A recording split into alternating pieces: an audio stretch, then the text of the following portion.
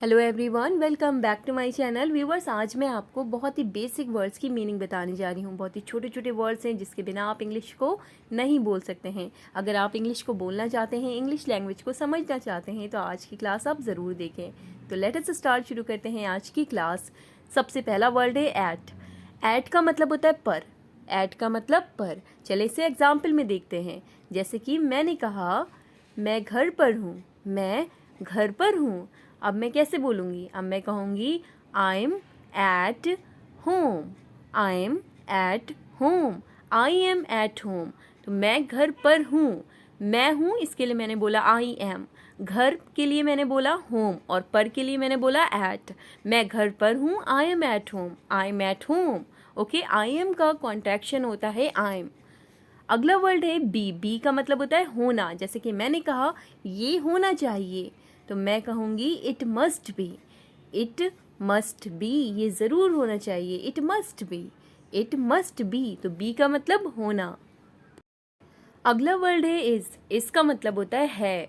जिस भी सेंटेंस में इज़ लगा होता है, इसका मतलब वो सेंटेंस आपके प्रेजेंट का है। ठीक है, जैसे कि मैंने कहा मैंने कोई चीज़ देखी, मैंने कहा ये नया है, ये नया है। मैं कहूँगी it is new. It is new. यह के लिए मैंने इट का इस्तेमाल किया, नया के लिए मैंने न्यू वर्ड का इस्तेमाल किया और है के लिए मैंने इस का इस्तेमाल किया। यह नया है, it is new. It is new. Next है ऑफ। ऑफ का मतलब होता है का। ऑफ का मतलब का। देखिए, इसके कई और भी मीनिंग होते हैं अलग अलग सेंस में, लेकिन एक मतलब होता है ऑफ का। तो जैसे कि मैंने कहा लकड़ी का टुकड़ा, तो टुकड़े की इंग्लिश होती है पीस। लकड़ी की इंग्लिश होती है वुड। लकड़ी का टुकड़ा, पीस ऑफ वुड, यानी कि ऑफ का मतलब का। पीस ऑफ वुड, लकड़ी का टुकड़ा, पीस ऑफ वुड। ओके, अगला है B Y. B Y by. तो बाय का मतलब होता है द्वारा। बाय का मतलब द्वारा। एक होता है बी यू वाई और उस बाय का मतलब होता है खरीदना, और इस बाय का मतलब होता है द्वारा। जैसे कि मैंने कहा चलो कार द्वारा चलते हैं। चलो कार द्वारा चलते हैं, तो मैं कहूँगी let's go by car. Let's go by car, यानी कि चलो कार से चलते हैं। यानी कि किसके द्वारा आप जा रहे हैं? आप कार के द्वारा जा रहे हैं, तो द्वारा के लिए आप बोलेंगे बाय। लेट्स गो बाय बस।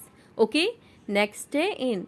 इन का मतलब होता है में। इनका मतलब में। जैसे कि मैंने कहा मैं पार्क में दौड़ता हूँ। मैं पार्क में दौड़ता हूँ, तो मैं कहूँगी I run in the park. I run in the park, यानी कि पार्क में, तो में की इंग्लिश इन।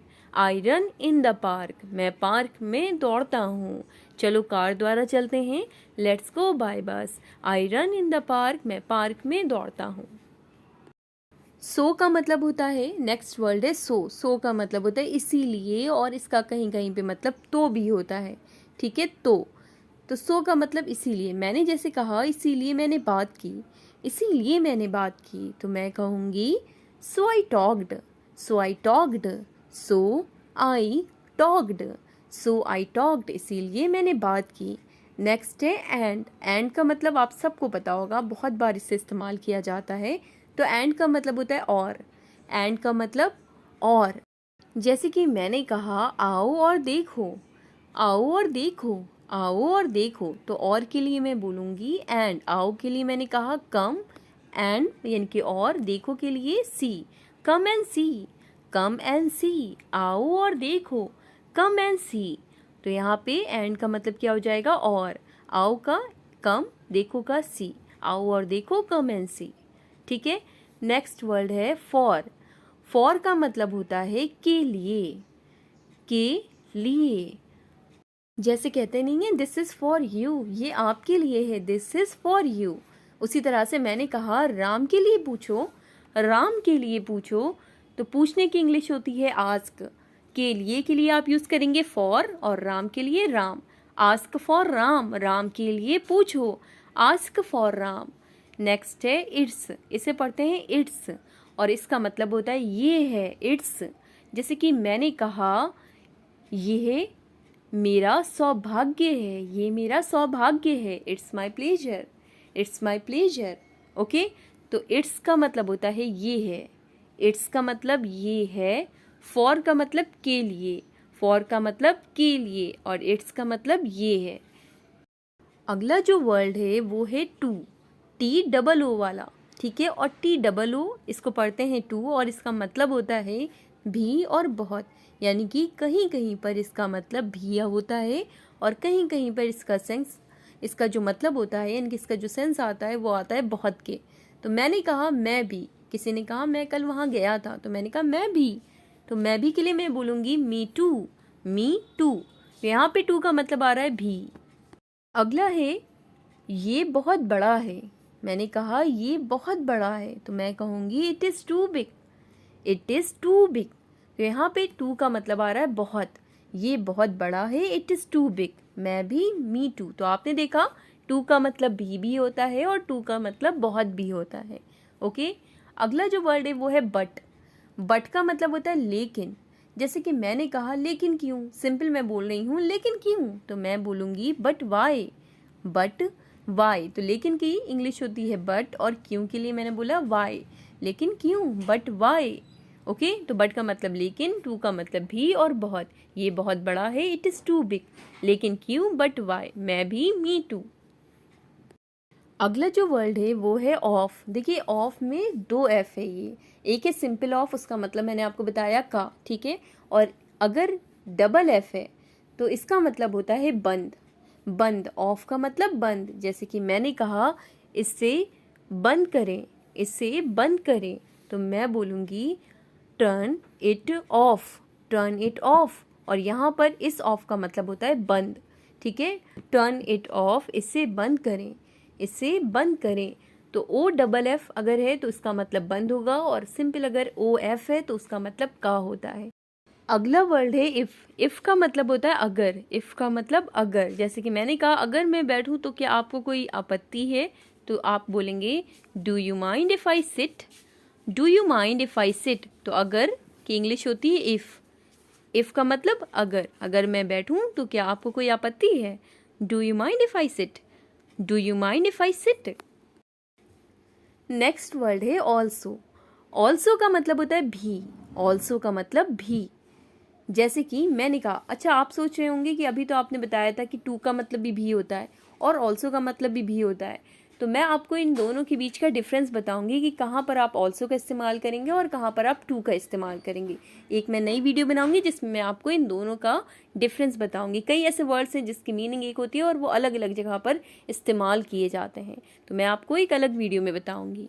तो ऑल्सो मतलब भी होता है, जैसे कि मैंने कहा मैं भी गया, I also went, I also went. Okay, next है ऑल। ऑल का मतलब होता है सब या सभी। जैसे कि मैंने कहा सब खत्म हो चुका है, तो मैं कहूँगी it's all over, it's all over, it's all over. सब खत्म हो चुका है, इट्स ऑल ओवर।